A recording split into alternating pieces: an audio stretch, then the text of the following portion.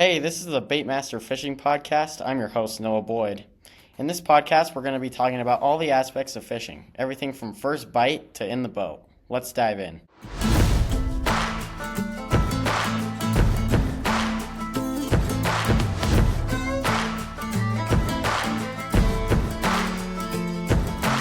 We went for each other like a bullet from a gun.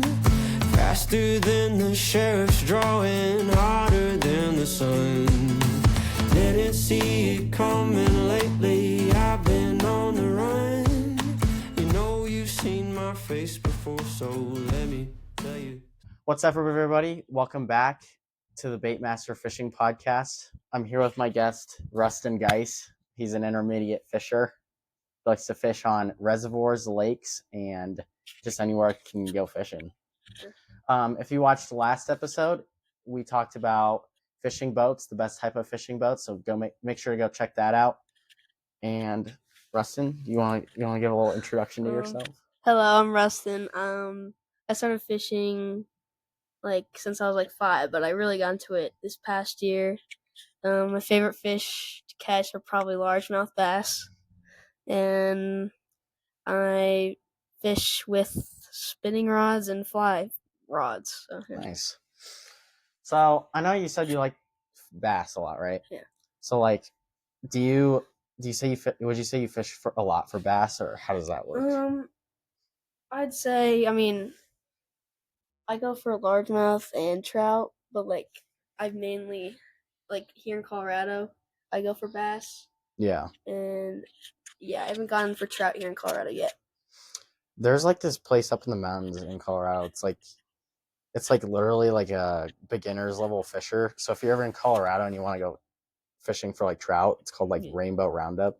Yeah. I don't know if you've ever been there, but it's got rainbow trout and stuff. It's pretty sick.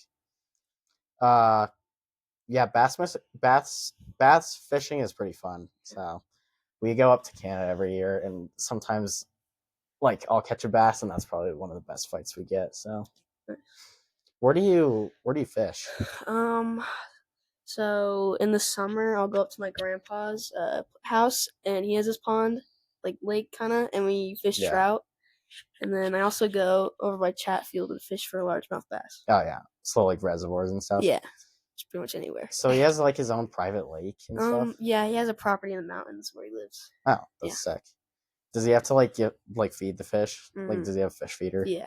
Yeah, that's sick. Yeah. Sorry, you were saying. it's not huge, but yeah, but your own private lake with all the fish in it. Yeah, that's pretty chill. So you fly fish and you spinning rod? Yeah. So I've never fly fished before. That's one of the I don't think out of all the fishing I've done, I think the only thing that I haven't tried is fly and ice. So can you tell us a little bit about fly fishing? Fly fishing, it's a little difficult to cast it out at first, but once you get the hang of it, it's pretty nice. And some people they don't understand it, and they kind of think it's dumb for old people.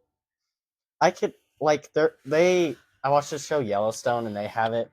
That's really popular for the cowboys in the show. That's their type of fishing that they do, because they can just it's easily storable. Yeah. You guys don't use lures though, right? It's flies. Yeah. I personally use Prince Nymph, fly. Yeah, those are pretty good.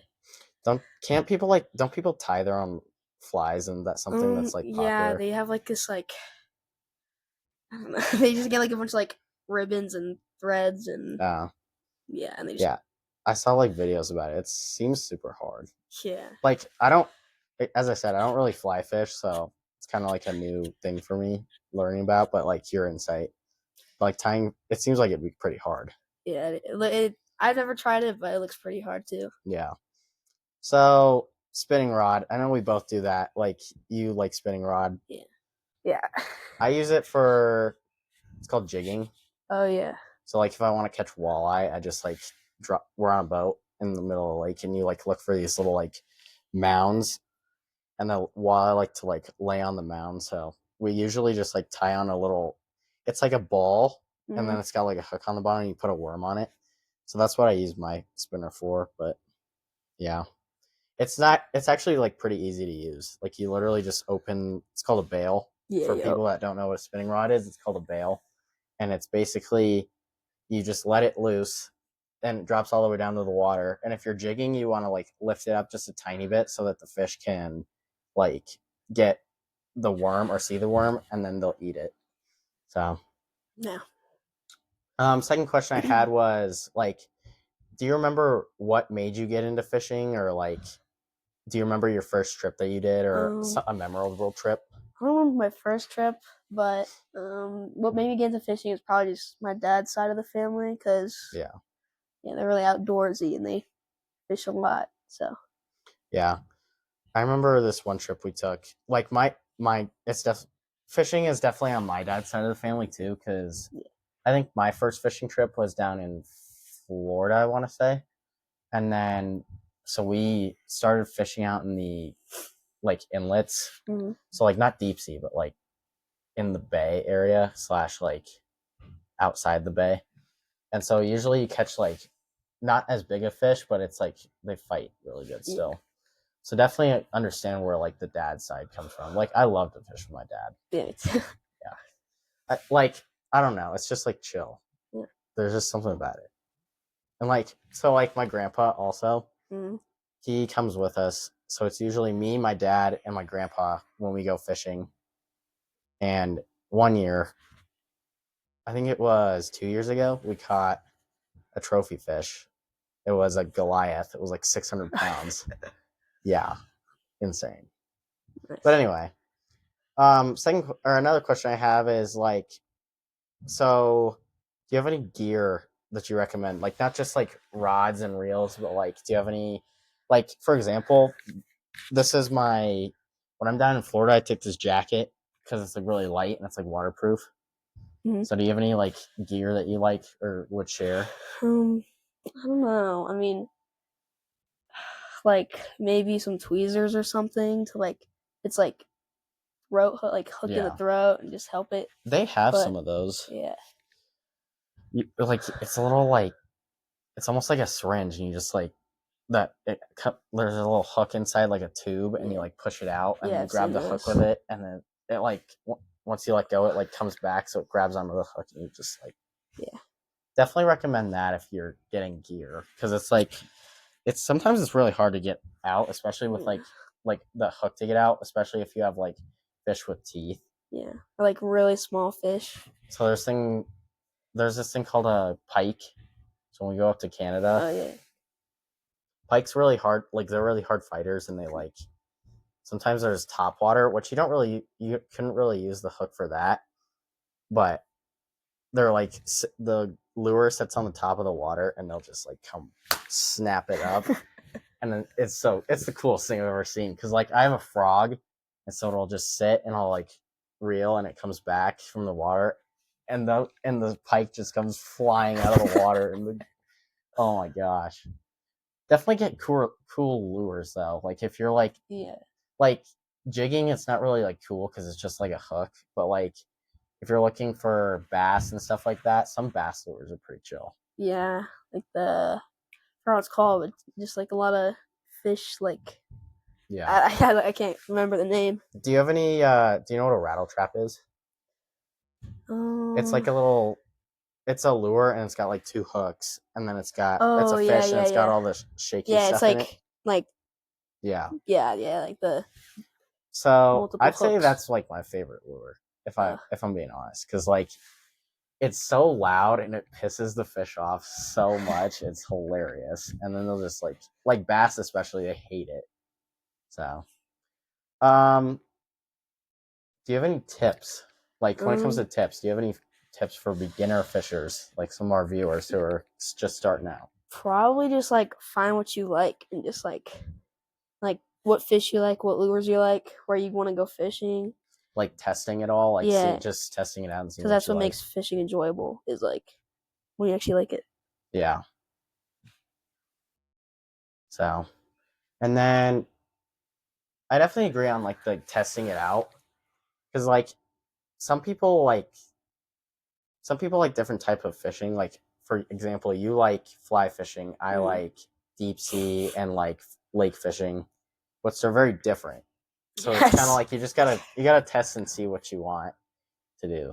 So I definitely agree with you on that. So in terms of like eating fish, what would you say is like a really like every time you think of a fish that you eat, what would you say is like your I love to eat this type of fish? Not really much of a big fish eater, but one time in Texas we caught a bunch of sheepfish. You Oh, know really? those? Yeah. And we tried them. They were really good. Yeah. I definitely say so in the deep sea they got these things called grunts. So they make noise. You've seen them, right? So it's a little fish and it makes noise once you take it out of the water and it literally grunts like a pig. But you take those suckers and you like fillet them, they make some mean street tacos or just fish tacos. Yeah. Yeah, my dad loves them. They're so good. I'd say in terms of like other types of fishing, like definitely walleye because it's like really easy to fillet and it's easy, like if you know. I don't I haven't learned to fillet yet, but we have a guy out in our like fishing group that we go with every year and he's the designated filleter. So he fillets all the fish. But I want to learn. I feel like it'd be cool. You adding on to like the type of gear you need, you definitely need like a knife. Oh like a yeah, filleting especially knife. like Which it seems like it'd be hard to learn, but I feel like it also like if you learn from somebody who's like good at it, it wouldn't be that hard. So yeah. So I definitely say walleye's good eating. Have you ever had pike? no. So pike is like really bony, and so they're like really hard to fillet. But again, the guy in our group, he knows how to fillet them, and they're really good. It's almost like walleye when you eat it. Um, so when you think of the word trophy fish, what really comes to mind? Like, I know you think of like big fish. Like, if you're thinking like huge fish, what would you want to catch? Like, if I could catch a fish. If you could catch a trophy fish, or like just any type of like huge fish that you see, like I'd say my trophy fish would be, I'd really want to catch that Goliath again, and I really want to catch like a tuna. I feel like a tuna would be cool. Probably get ripped off the boat going to the water. I don't know. Probably like the bass or like there's these really cool trout. They're like I forgot their name, but they're like yellow. Yeah. Yeah. Have you seen those? They're like shiny almost. It's weird. Yeah. Some fish look so cool. Like, have you ever heard like mahi mahi? Oh yeah. Those are some weird looking fish. They're so cool to catch though. But I'd say if you got the opportunity to go tuna fishing, it'd be such a blast. Yes. Like, I don't know. I haven't even gone. I've never been, but I've heard like I've seen videos of people doing it, and like it's insane how huge they are. Me and my dad, or me and my family, I guess I should say, when we were in Spain on Mallorca, we went tuna fishing. Yeah. In the Mediterranean, but was it hard? We didn't catch anything, or my dad didn't. Yeah, it would have been nice though. Yeah, they're like like the meat is like really expensive. Yeah, because they're like pretty hard to get because they're Well, I think like people rank them too. Like the big fish, like the big tuna, goes like really expensive. Like it's more expensive than steak sometimes. And then like there's some like lesser tuna that are like less like that's like the type of tuna they put in like canned tuna. It's like more cheap, I feel like. So that's interesting. I definitely feel like tuna fishing would be one of the things I want to do that I haven't gotten to fish yet. So, but definitely like a like a bucket list fishing trip. You know what I mean? Like going out. Like I saw a video where these guys rented out the crew and the boat, and they took a Viking, like that was massive fishing boats out for like a week, not a week, but like I think it was like 2 or 3 days, and they slept on the boat, and so they were fishing for tuna for like 2 or 3 days, and they came out with so much. It was insane. So So terms of beginners fishing, when I think of like my first time fishing, I definitely feel like you should like try and go with somebody who actually knows what they're doing. Mm-hmm. So that way you don't just like get lost or like don't really know what you're doing and it makes it not fun. So I think you definitely should like go on a charter, like charter out with somebody or like go with a friend who knows how to fish or something like that. And definitely go on a boat. Like don't go to like don't I don't know if I want to shore fish as like my first time fishing. So, but in I talk about Canada a lot. Canada, they have like these own boats that like there's a hotel and they give you these boats to rent and you can fish in them and they also give you like stuff for shore lunch. Do you know what shore lunch is? Just like going back and eating lunch on the shore or something. Yeah. Or, So like for us, we find like a random island. Find some random island to just fillet the fish on, and then we'll cook. So I think if you want to definitely learn how to like cook your eating the fish you catch if they're eating fish, but definitely and also learn like what you can't take and what you can and like the different sizes you need to learn and all that. So, and then in terms of gear, I'd say so like necessities for me if I'm packing for my fishing trip, I'd say I definitely need a good waterproof jacket. So like something like this. This isn't as good because it's not thick. It's like thin. So it's like almost it's like water resistant, but it's not as good as like my actual raincoat. So I like I have frog togs and those are nice. So you need a jacket and then you need like waterproof pants because like when you fish when it rains, like one year we got rained out or rained on and it sucked. And you don't want to be the guy that like forgets his jacket and forgets his pants and then you're all soaking wet. So definitely get those if you're like doing long-term fishing trip. And then you have a bait caster? I do not. I would like to get one though because they look pretty fun, but I hear they're pretty hard to cast. So my dad has it's like an AI or it's not AI, but it's got like a chip in it. And it Yeah. stops it. It like slows the reel down. So don't get like that if it's like your fish if it's your first lure because that's like dumb because you don't really know how to fish yet. But if you do, I can't really judge you. I'm just saying. But I have like a little it's like a Canadian brand. It's like Abu something. Abu Garcia. But I definitely say get a bait caster, get a spinning reel, and then do you have a rod that you like? Or do you have any like specific rods that you like? Just like find a rod that's like good for the fish you're going after, or like and that you like the design of or whatever. Yeah, definitely like don't take a bait casting rod when you're like and don't put it on your spinning rod or with your spinning reel, I'd say. So it's just like getting the right gear is just the biggest tip that I can get is like it's also not about just the gear, it's like knowing how to fish. So yeah. And I mean, what else? Well, adding on to the like go with somebody who knows what they're doing because sometimes it's like it like won't be fun or like yeah you're not gonna catch anything, but also because like you'll learn like good tips like how to like tie a knot or like cast correctly or reel it in correctly. For knots, what do you know what knot you use? Like just a fisherman's knot kind of. Yeah, that's what I use. Definitely know how to tie your knots because if you don't tie the right knot, then you just lose lures. Yeah. Or if the line breaks, then you just gotta go home. Adding on to the line or like the knot tying, definitely you want to get. So it's called steel lining. You know what steel lining is? It's like a steel wire inside the line, and then you tie it onto your line, and then you put it on like the lure that you're using, so that way the fish doesn't like bite through the line because they can like the teeth are sharp.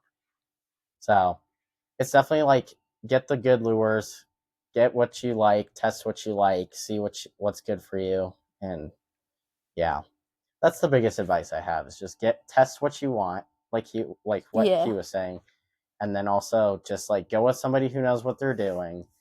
Make sure you know make sure you pay attention when it's your first time, and then yeah, that's all I got for us today. Well, thanks for coming on the podcast. Thanks for having me. Yep, it was fun.